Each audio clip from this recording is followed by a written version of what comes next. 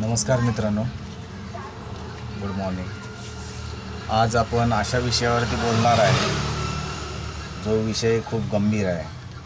म्हणजे जे आपल्या देशातील उद्योगपती वगैरे आहेत, जे आपल्या देशामध्ये पैसे कमवतात आणि कमवून झाले की पलायन करतात बाहेरच्या देशांमध्ये, त्या उद्योगपतींबद्दल आपण बोलूया। कारण गंभीर विषय आहे।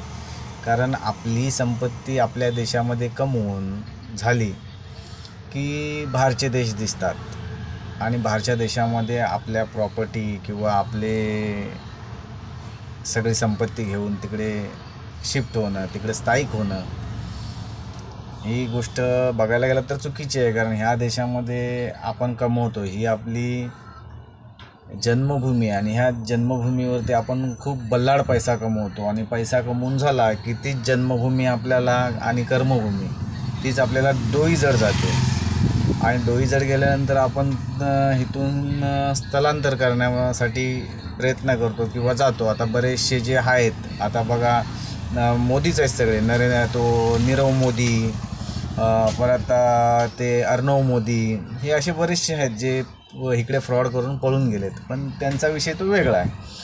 आणि हे जे आहेत हे उद्योगपती हे कशासाठी स्थलांतर करतात आहे, तर इकडे त्यांना जास्त कर आहे, राजकीय म्हणजे राजकारणी त्रास देतात आहे त्यांना। त्यांचा विषय असा आहे, म्हणजे त्यांची मेंटॅलिटी तशी आहे की राजकारणी त्यांना त्रास देतात आहे, जास्त कर भरावा लागतो आहे, सुरक्षा नाही आहे देशामध्ये, सुरक्षेचं प्रमाण काही कमी नाही, कधीही काही होऊ शकतं, त्याच्यामुळे ते लोक स्थलांतर करतात आहेत, म्हणजे देश सोडून जातात आहे। मग देश सोडून गेले की ती आर्थिक जी तुटी आहे, म्हणजे जी करन्सीच्या बाबतीत ती आपल्याला कमी पडणार। कारण आपल्या देशामध्ये त्याने बल्लाड पैसा कमवला आहे, बरोबर आहे, बल्लाड पैसा कमवून तो आता तिकडे शिफ्ट होतो आहे।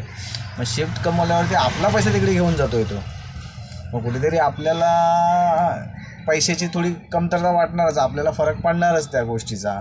कारण कसं आहे, आता बघायला गेलं तर दुबई आहे, सिंगापूर आहे, मलेशिया आहे, हे लोक कसे गोल्डन विजा वगैरे देऊन त्यांना तिथली नागरिकत्व म्हणजे नागरिकता द्यायला तयार आहेत। त्याच्यामुळे हे लोक कसे त्या साईडला शिफ्ट व्हायला, कारण त्यांची लोकसंख्या कमी आहे, आपली लोकसंख्या जास्त आहे, तर हे लोक तिकडे जातात आहे ते वेल अँड गुड, कारण आपली लोकसंख्या थोडी कमी होते, तो पण विषय आहे। पण विषय महत्त्वाचा आहे करन्सीचा, पैशाचा।